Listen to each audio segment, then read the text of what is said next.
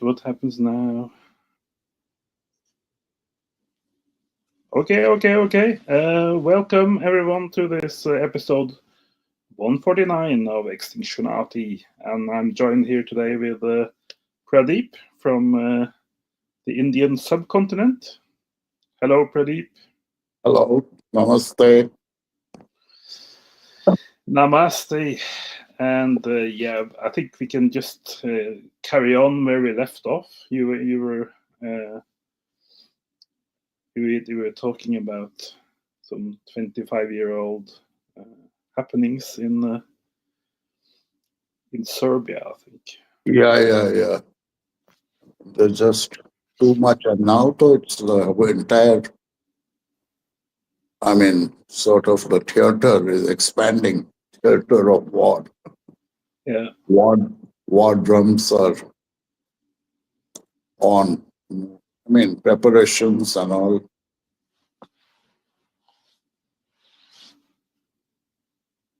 I mean, but in Greenland, like, how is it like? I think it's very safe. Nobody will.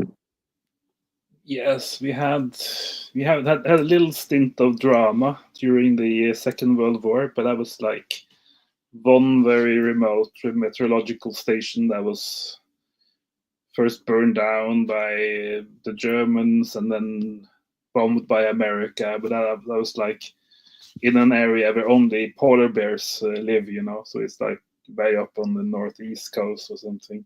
And war in Greenland. It didn't really get started. I think it was too far away. But Greenland has an interesting history with the European Union because I think about 25 years before the Brexit, before the British Oh. exited the EU, Greenland voted to exit the EU before it was even a Acha, union. acha, acha. So It was they got out of the union a in the pioneer. 1980s, Yeah. early 1980s. So they are the OG, the original exiters. Is the Greenland exit.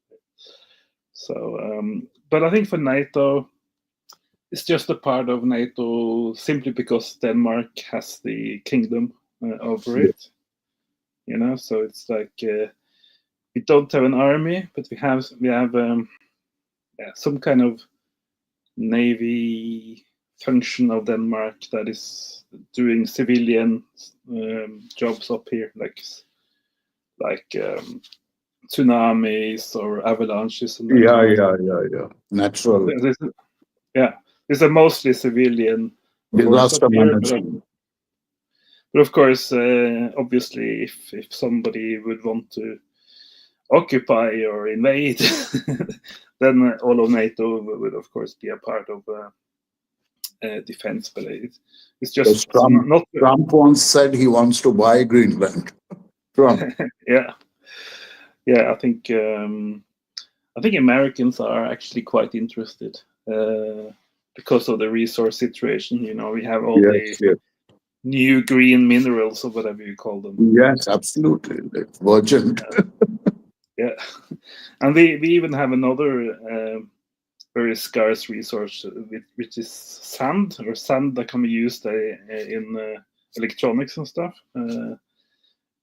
We have when our glaciers glide on the bedrock, they leave this very very fine sort of type of Right. sand, and when the glaciers retreat, you get it becomes available and it goes with the wind and Silicon. It's used in IT. For silicon and all. yeah. I think you can use it for solar panels and that kind of stuff as well. That's Yeah. So, but I don't quite see it as kind of the geopolitical hub of interest, or I think yeah. the crazy times will come to other places before it comes to Yeah. Greenland. It is. I mean, uh, it's for sure this year. It is. I mean, many more wars will start. There are already two or three, and I think another it will be more than half a dozen by the end of the year. Half a dozen what? Sorry. More wars. I mean, total number of wars fronts. Hmm. Like now we have Israel and Gaza and Russia, Ukraine. Then Mm. soon Iran, Israel may start. I mean, so like this, half a dozen theaters at least will be there by end of the year, if not more, Hmm. because it Hmm. can start broadening very fast also. I mean, the way I Yeah. see it, because the trend is very, very, I mean, it's a tinderbox kind of situation. Yes, but I think at the same time, everybody, all the big countries they know, they have been wargaming this for for decades, and they are fully aware how easy it is to just set everything in place. But it's kind of a like the game of chicken, where two cars are running towards each other, and especially young guys, right? And I want to play this game to see who It's the gives check. in first. Yeah, who goes to the sides first, and they lose. So it's kind of a it's as above, so below kind of thing. If people are stupid when they are kids, they are stupid when they are grown up, or the same kind of stupid exists in the macro society, just Yeah, like yeah. in the kindergarten, So, so it's kind of a two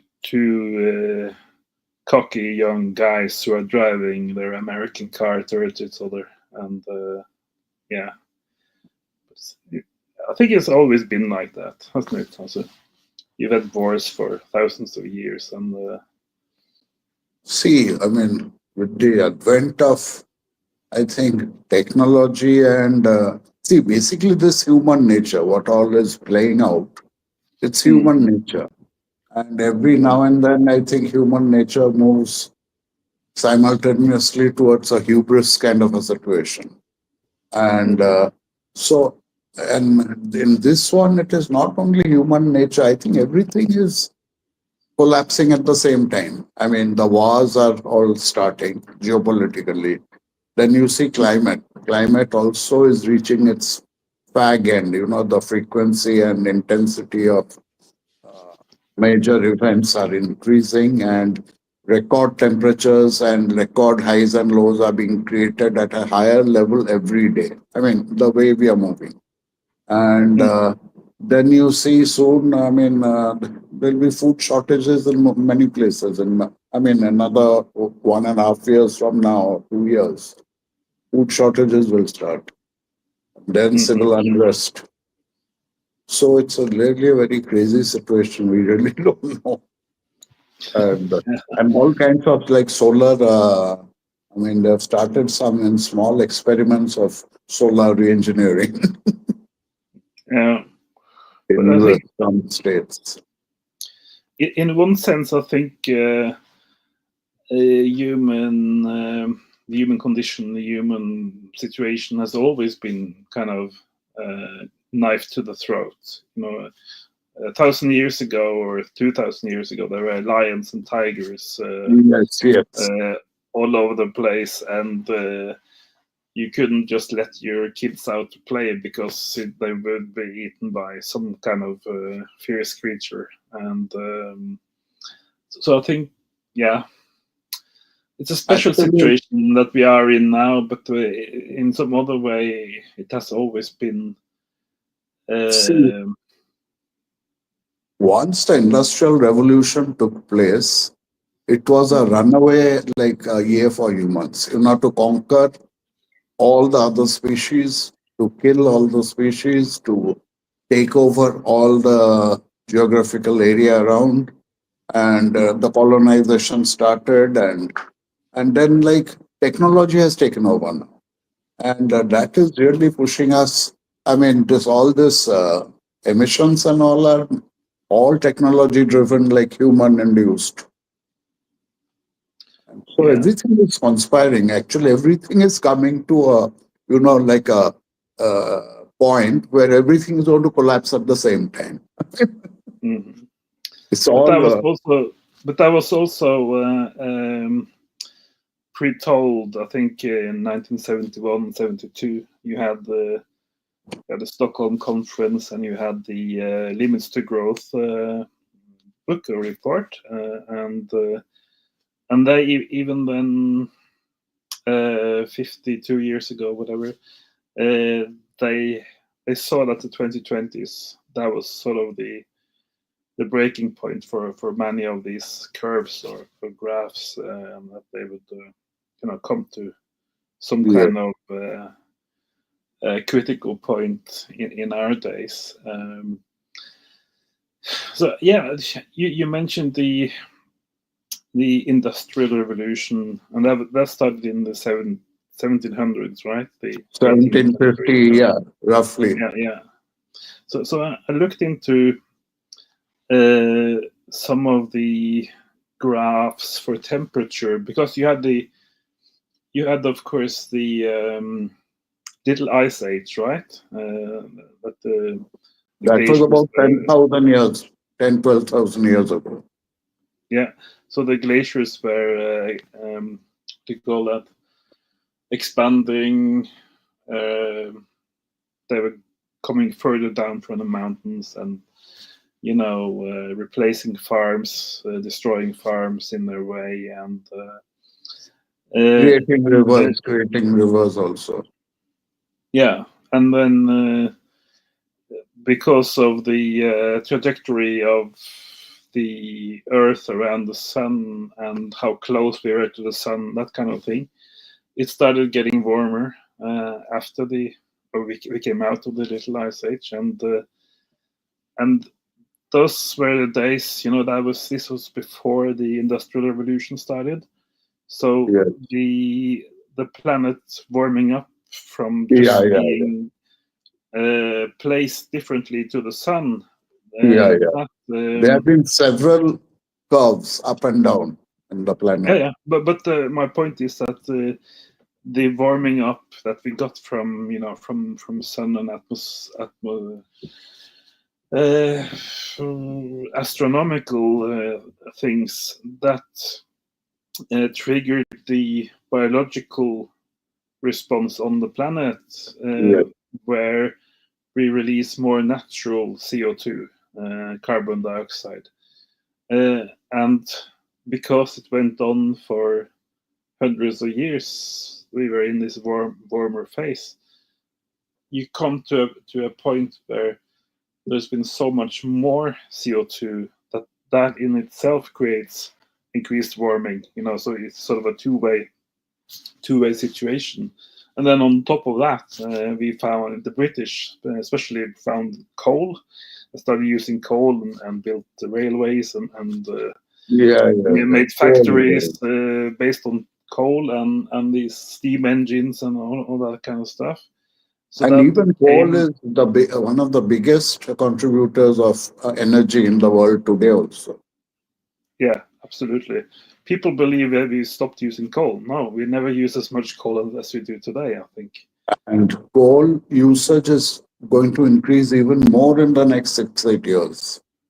Yes. And so it's absolutely, I mean, actually, like it's something like, everything is destined, like, I mean, it is just, I mean, it's like a play and it's all, the things are happening as we watch, like a disembodied creature or something from outside. If you look at it like in a non-dualistic framework, like like actually this whole thing is a drama also. Like if you look at it, we are just a little speck, 8 billion people on a planet, which is one of the uh, solar system, which is one of the Milky Way, and which is one of the so many Milky Ways. And Yeah. here in this world, in 270 years or 300 years, we managed to, I mean, wipe it out. Yeah, it's. I think. Yeah, I think it's it's Even interesting. biological, warfare. I mean, things might start happening worse than COVID. They are saying. Mm. I think it's interesting what you do when you're looking at it like a drama, because every every different angle to look at the whole thing from may tell you something more No, or something else. Uh, our whole thing, this whole thing about our the way our philosophy goes, that at the peak, actually, I mean, we are all part of one. I mean, we are not like there's no separate I, me, mine. Actually, the whole thing is we are just cellular, mass of cellular here with a working mind, part of a bigger scheme of things, like a mm, Leela and then some, and so, I mean, we just go off. I mean, just and, a part of it maybe survives as part of a greater consciousness or anything, but we are not. I mean, that's what our. I mean, the whole thing is. So if you just are, I mean, then you watch the whole thing like a spectacle, like you're just watching like a drama unfold, and then mm.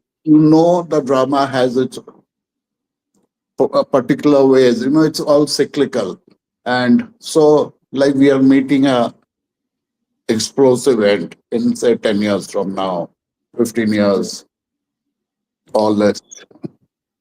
But um, what do you think about the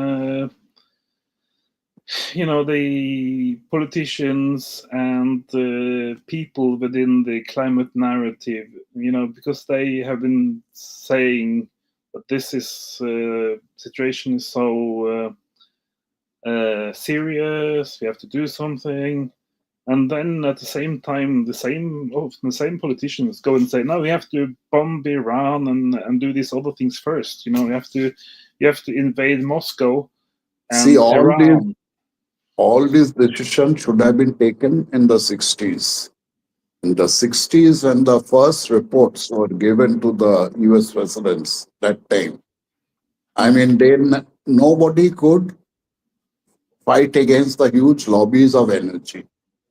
See, Rockefeller and all these people, the energy world, Rothschild, here, so they rule the world. So no, they really don't care. I mean, see, all they see is, I mean, I think also we are very gullible as humans. We were the ones who bought the cars. I mean, we are the ones who like that lifestyle. mhm. So we all added to it. That's all. Yeah, I think in the 1960s, I think the oil companies themselves had climate specialists, climate experts who were studying it to look into how big or destructive it would be.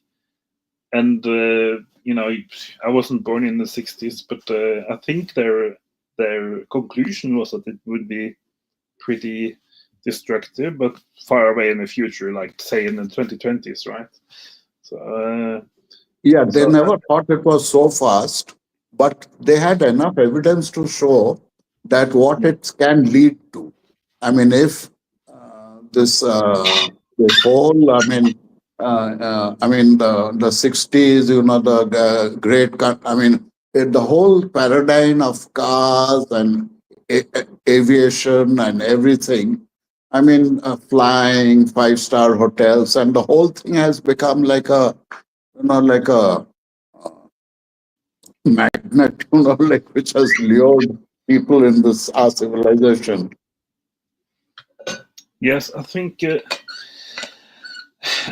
one of my in one of my essays when I looked into uh, the Stockholm conference, and when this climate thing sort of became a thing that was discussed, in parliaments and stuff. Uh, Acha, acha. so one of those kind of thought points in an upcoming essay. For me was when they put it up on the whiteboard, blackboard, as a problem, as an issue. Was it already too late to fix it? If what they're saying is correct, if the problematic as they described it was valid, and it was an issue to be facing and struggling with, as they say within the narrative, was it then by definition already too late to handle? And if it was, then we can ask ourselves, why did they start pretending that it was all in our hands? If they already knew, if the oil companies already had experts who knew how self-reinforcing and stuff it would be, and if the let's say good guys on the socialist left green side of it, things in the 1970s, if they also knew that, or the smartest of them knew that it was, by their own definitions, a runaway train in 1972. If all of these things were the case, then were they just trying to put up a big show, a big a big illusion? Because that's kind of how it feels to me.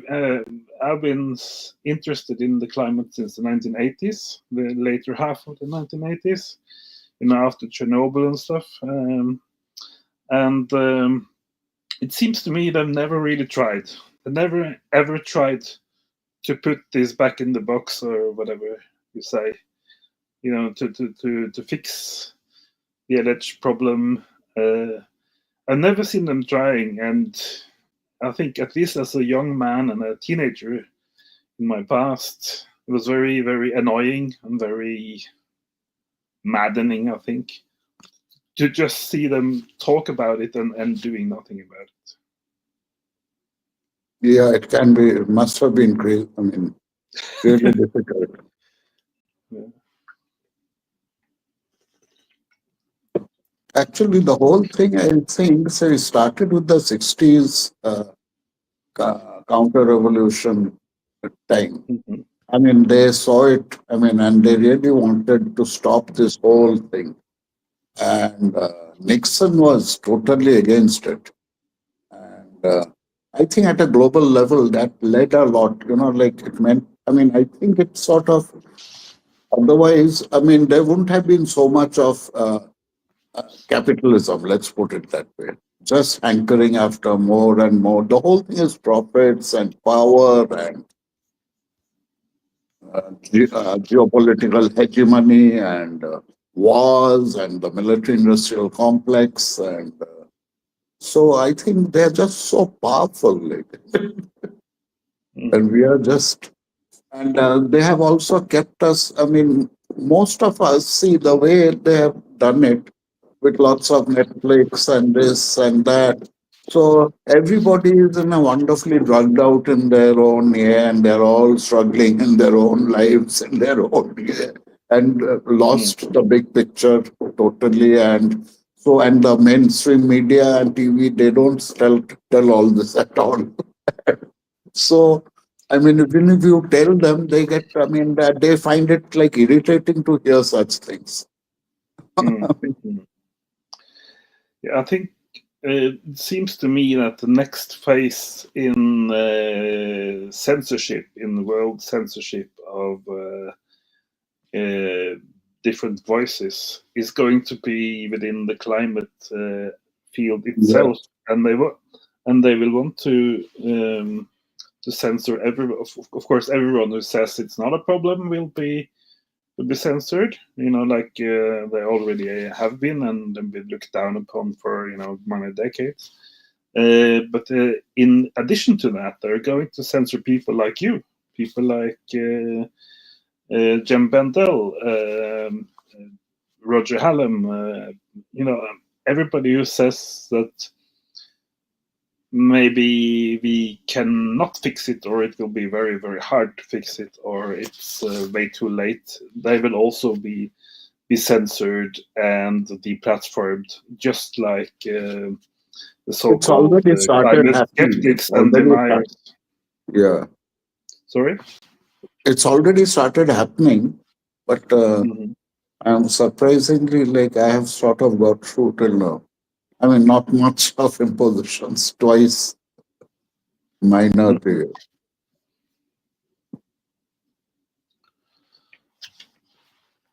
Oops. Did you mute? Yeah, I'm here. No, no, I'm not mute. Okay, okay. I'm just going to check with the chat for talk.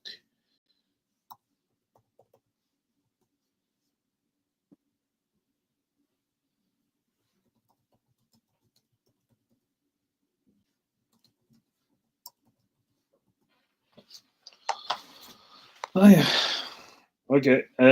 So I would just try to tell the people who are in the chat that they can come on here if they want to. There is a link for you watching this now.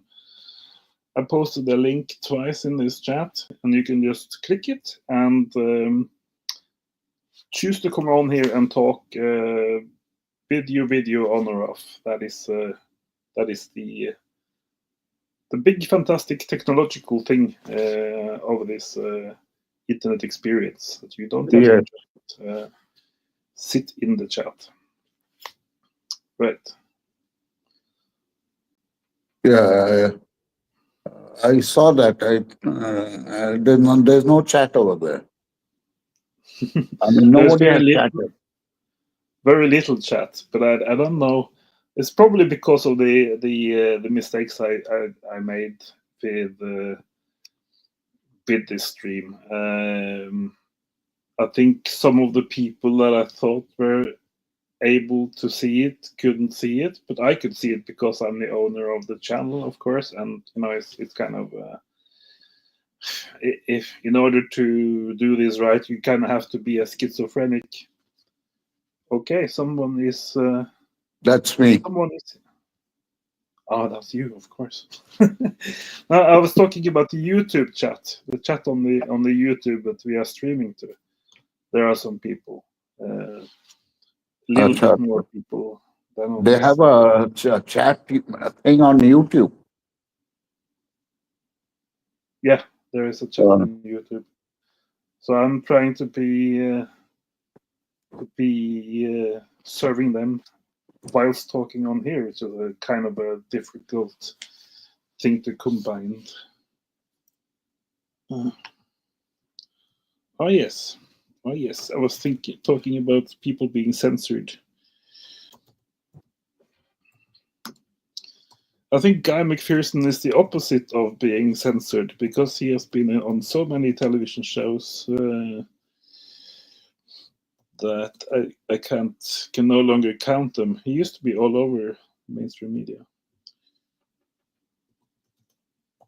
yeah, I mean, he was hacked once, I think, or something. I'm not sure.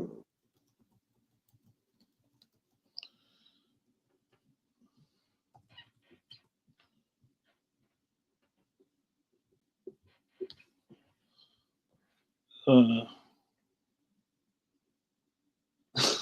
okay.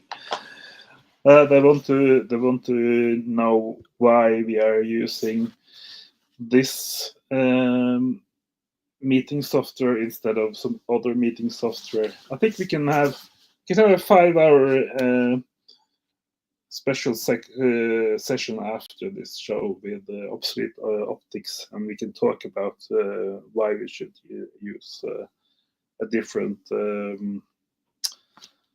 video conferencing tool. That would be very interesting, I think.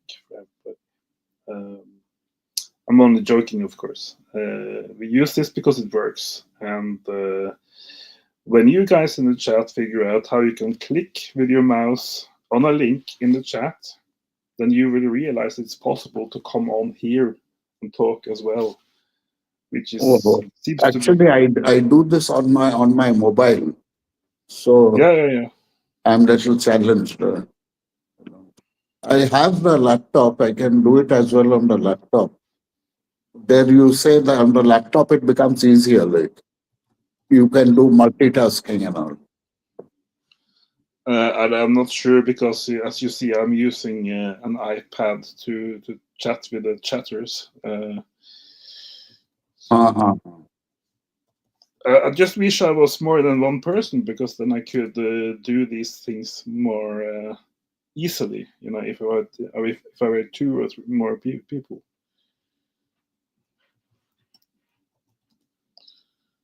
So your wish has been fulfilled.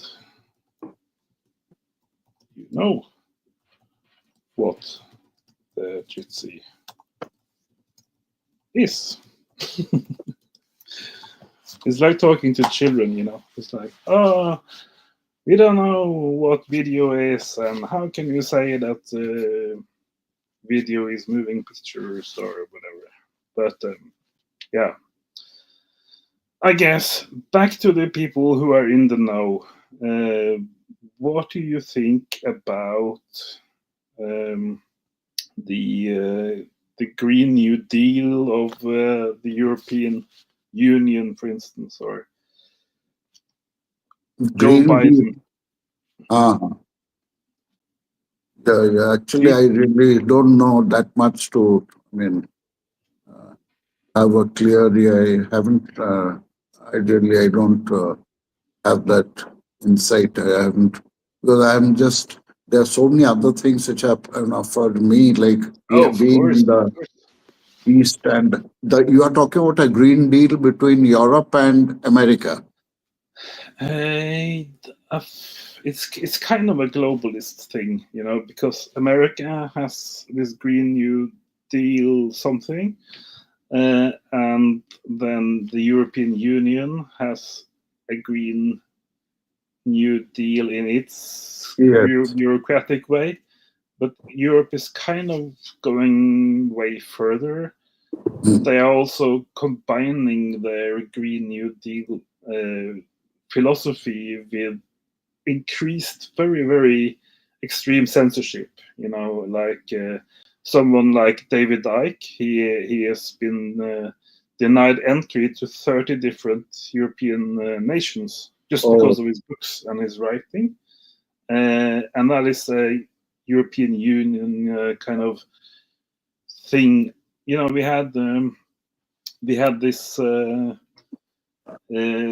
What's her name? Van der Leyen, this European politician, um, German female politician.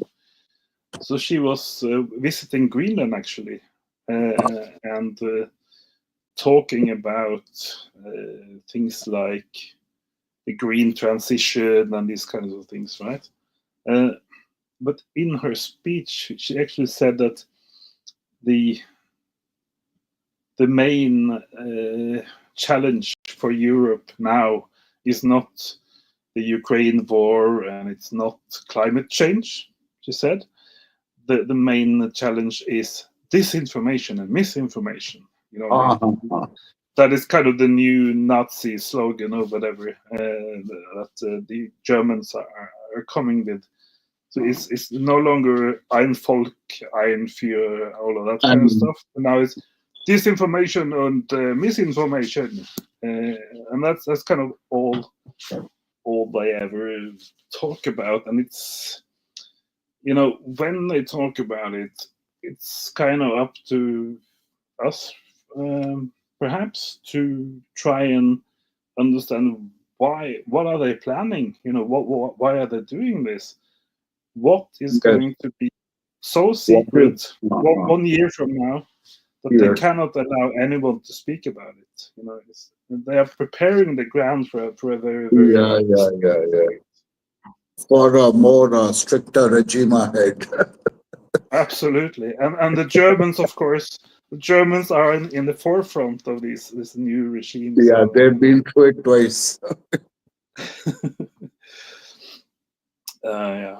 So They must be itching for one more.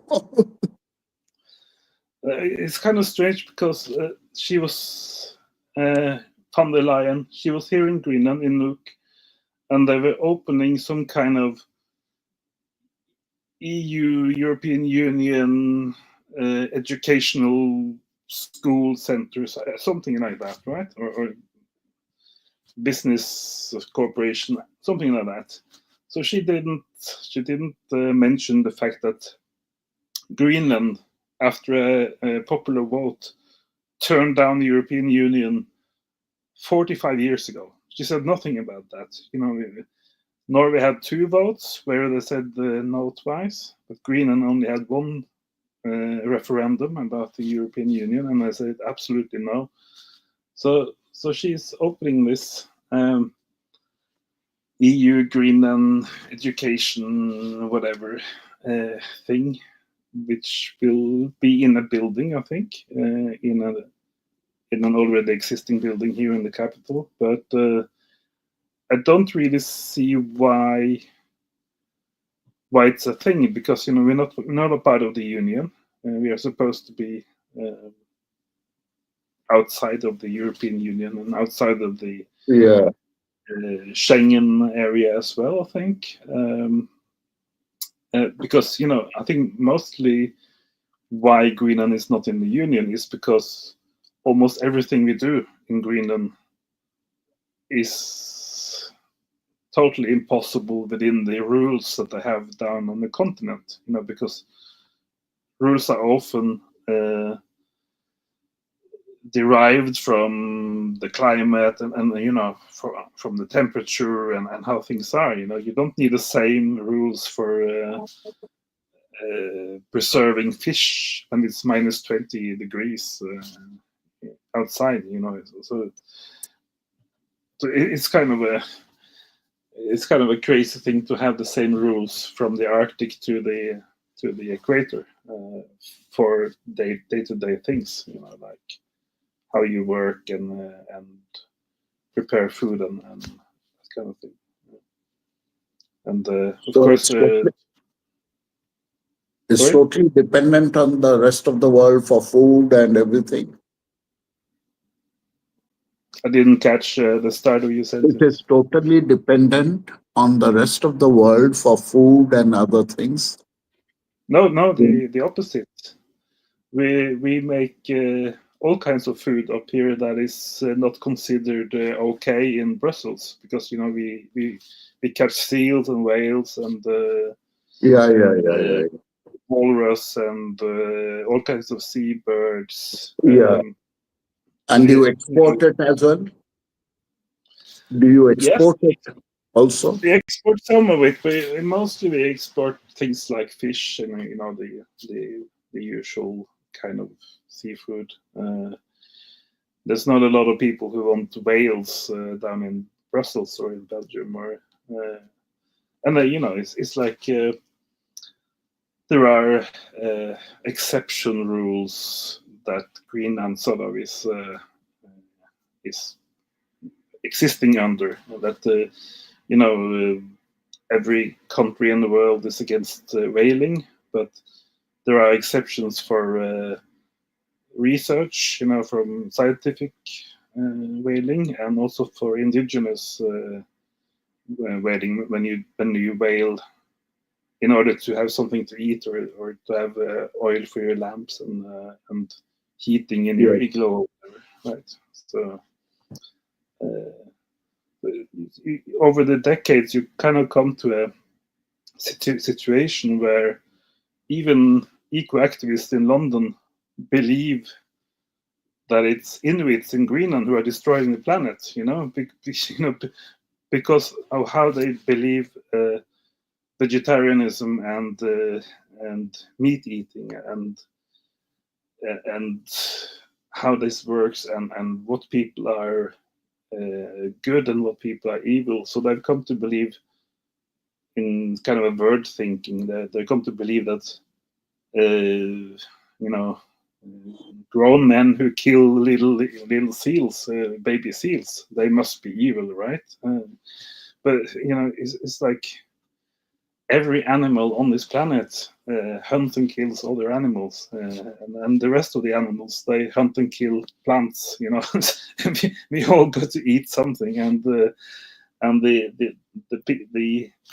organisms on the receiving end of the eating are not happy about being eaten. That's kind of very basic philosophy. If people would only study philosophy, they would maybe understand how even the plastic wrapped meat in your shop is killed by somebody. It didn't just grow up in the cooling area in the store. So Yeah. yeah, to have grown up eco activists marching around in London who actually believe that indigenous people and Eskimos, Inuits, whatever you call them, catching their own food on their dog sled or in their kayaks, that they are doing something very destructive to the planet, while these Whole Foods or whatever these Highly multinational carbon companies. intensive countries. They Excuse are me. highly carbon intensive countries, like, Absolutely. You have distribution system for all these vegetables that all the green, nice, good activists are running around and eating and serving at their marches and serving at their eco action events. There's a huge apparatus just to get that green food, from the producing farmer and across the planet and to these little nice eco hippie communities in London, and all over the rest of the world, of course. So yeah, so very absurdly, you kind of get the feeling that oh yeah, it's those 20,000-30,000 hunters up in Greenland who are destroying everything, who are filling the ocean with plastic and all kinds of things. Yeah, so you talked about yourself as an indigenous, the last part of the indigenous yeah, yeah, tribes. yeah. Not tribes. Like, I would like to say, like, some put it like this. Like, we as a race, we have lived for about a recorded history of 14,000 years at least. And even this place I come and all, like, we have temples over here in this city which are 7 AD. I have the pictures I can send you. 7 AD, etc. And there are parts of this city where I live, Bhubaneswar, where a war was fought nearby 2,500 years ago, recorded history. And there is history much beyond it also. And so it's absolutely, I don't know, I connect a lot. And this is a place where I was born and I stayed away all these years in other parts of India. So I want to stay here and just about this place. It's very spiritual. It's extremely spiritual. Hmm. Yes, I think we need more of the spirituality. Yeah, yeah. I can hold I can prepare a 1 hour year on spirituality. Yeah. Yes, I looked at one of the chapters from Jem Bendel's latest book during the week, and there's a chapter called the freedom to know. I think it was the freedom to know. He's talking about the future, and he's talking about the situation we're in, and I think maybe you also asked the question last week that what is sort of the purpose of these Sunday gatherings, and Yeah. but what I'm thinking is that uh, while of course we ordinary people, we are not all powerful, we don't control the way the planet goes or We anything. don't want to, we can't. We don't want to also.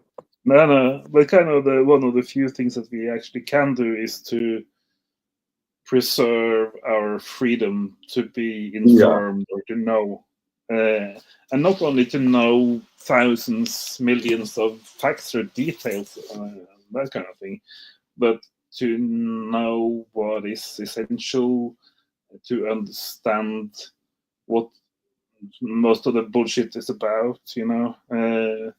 For instance, if 99 out of 100 politicians in Europe and America are running around screaming about the green transition, so then that we as sort of normals, I won't claim to be very normal, but you know what I mean, us little people, we can then either run around like headless chicken trying to please the leader and accomplish the transition to the other extremely toxic new future of civilization that they are really talking about, or we can, if we are clued in enough and smart enough and in a smart enough community of other people, we can then maybe understand that this is some kind of death cramp of civilization. They're trying to squeeze the very last lifeblood uh, out of this planet and ecosystem, and making a good profit at the same time. That is sort of what the green transition, See, the maybe is. incremental profits since COVID, the incremental profits have Yeah. been very high and it's going only to the top people. So if you Mm. see all these ultra rich people like Bezos and all these people, their wealth has increased since 2020 till now by about 70, 80, and more than 100%, some people. Mhm. And the poor are Yeah. getting poorer. The food is not there. If you see like how Americans are struggling, I mean, it's crazy. Yeah, but that was sort of what I did during the COVID crisis. Was that if you were not a giant multinational billionaire business, you didn't have 100 lawyers to work for you Correct, to correct. lobby the government to keep your shop open or your brand stores open. But the normal mom and pop shops down the street in your little town, they were, they only had 2 or 3 employees, and none of them were lawyers, right? So they had no way to open. Survival. Yeah. So and that is kind of where we are going. But of course, there is the possibility that people stay informed and get themselves informed so that they can oppose that kind of tyranny that is around the corner. Do you think that's possible for people to, Like kick a the? civil, yeah, like civil kind of unrest. Yeah, it doesn't have to be unrest. It can be more like just saying, no, I'm staying open. My shop is staying open. Yeah, yeah. Uh, our Then, town is then, going to help each then other. at a time, there could be like, suppose they are really wanting to become more authoritative and all, authoritarian, then they'll start pushing the pressure. Like, Yeah, but yeah, I think we have seen historically uh, some places in the world like. Do you know Crete in the Mediterranean, the island Crete? yes, Uh, because and I think also Sicily, but Sicily has some kind of other thing with the mob, the mafia. But on some of those Mediterranean islands, they've seen so many empires come and go.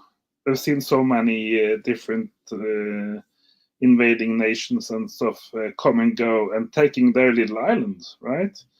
So after so many centuries of that kind of local history, world history at yeah, their yeah, place, yeah.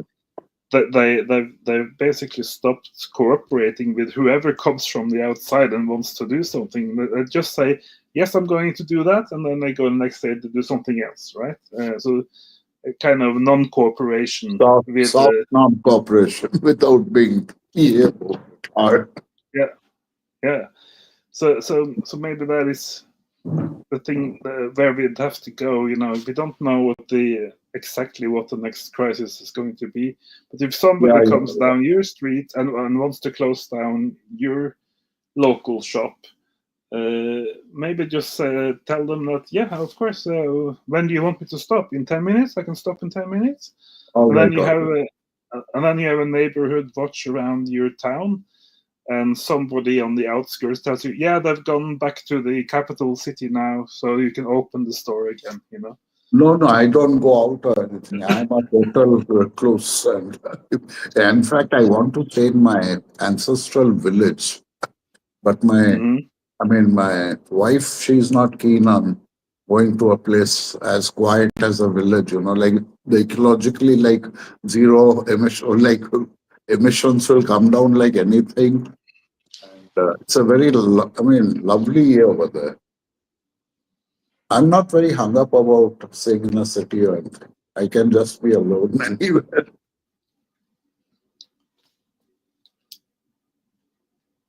I didn't quite catch. No, I said I Uh, can go and stay in my ancestral village, create a small house and stay there. It's very yeah. peaceful.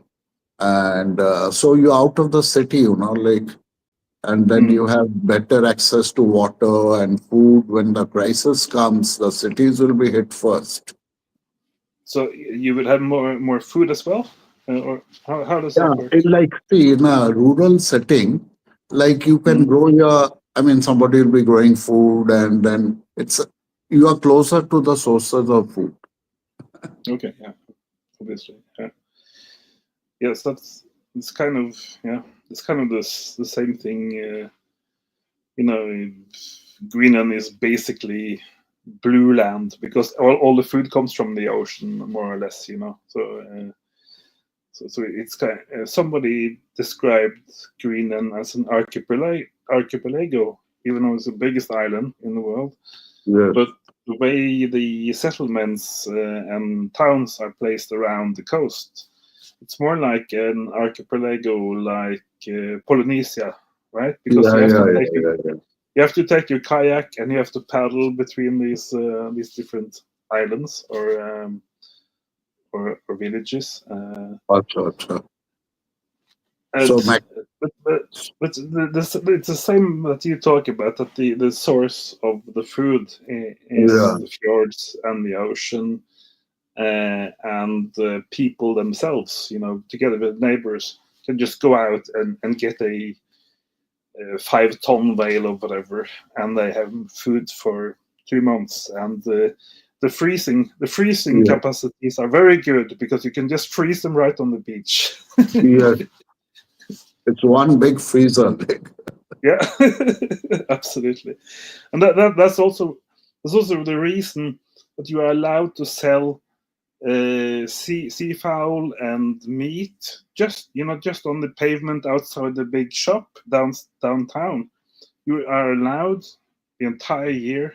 You're allowed to just stand there with the raw meat and sell it off the pavement.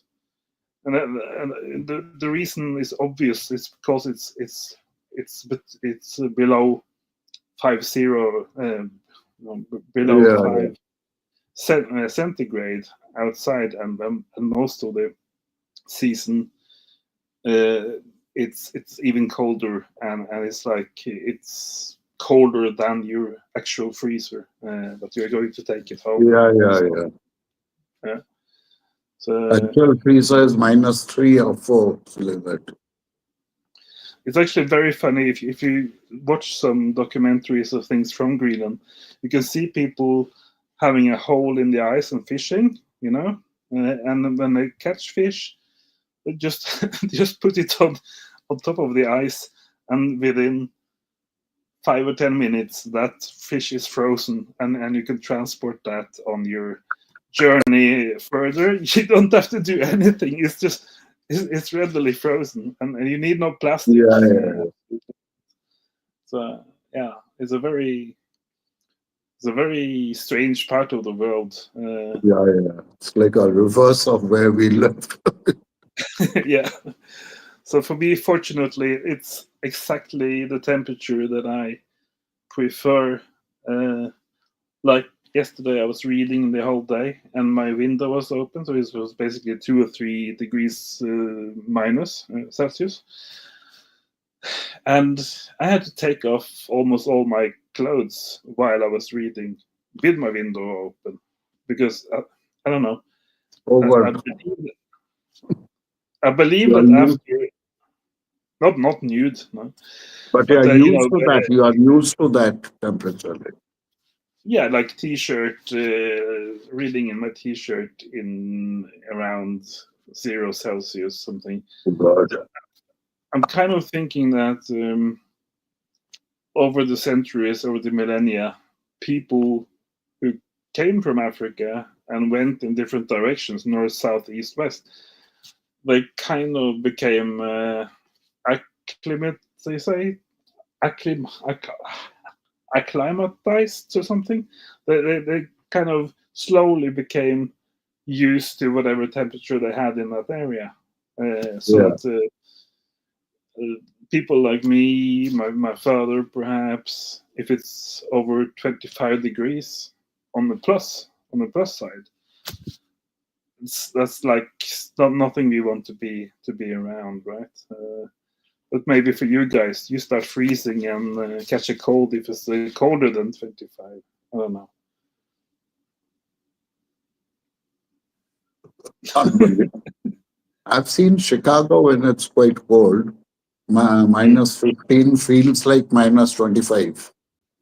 okay. And it's quite cold.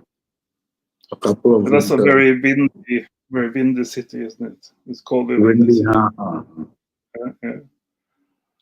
I think one of the coldest cities I've been to is Bergen, in Norway, where I was born.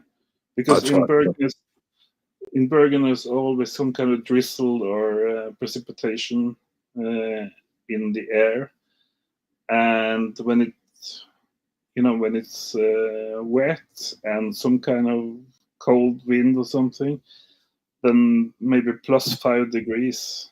It feels like minus 20 or something, because Uh, it gets in from, even if you're walking fishing and you have rain gear and everything, it gets into your clothes from the bottom of your trousers. It comes from the side and from below, and it's just it's just all over. That kind of drizzle.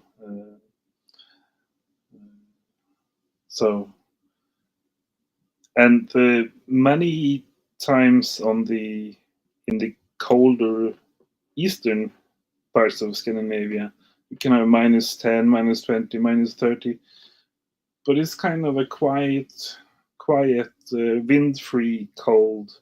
So yeah, yeah. as long as you're not jumping into the lake or you One of know, one of my favorite directors is a Swedish director called Ingmar Bergman. absolutely Ingmar Bergman. great So guy. his movies are also set in these very solitary places, like Hmm. some of his movies.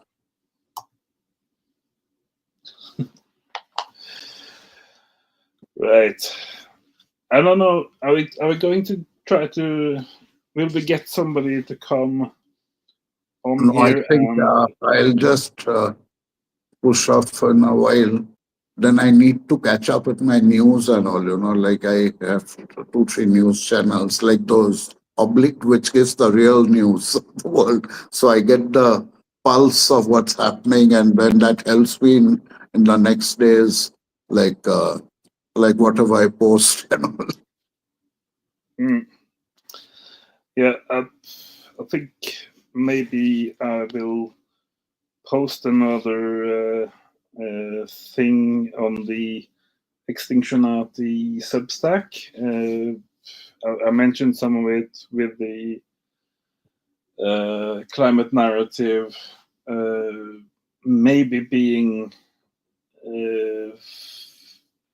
willfully false already from the get-go in 1972. So maybe I will clean up that essay a bit and post it on the Substack, Yeah. and then just maybe take it from there next Sunday. I don't know. All right. Yeah.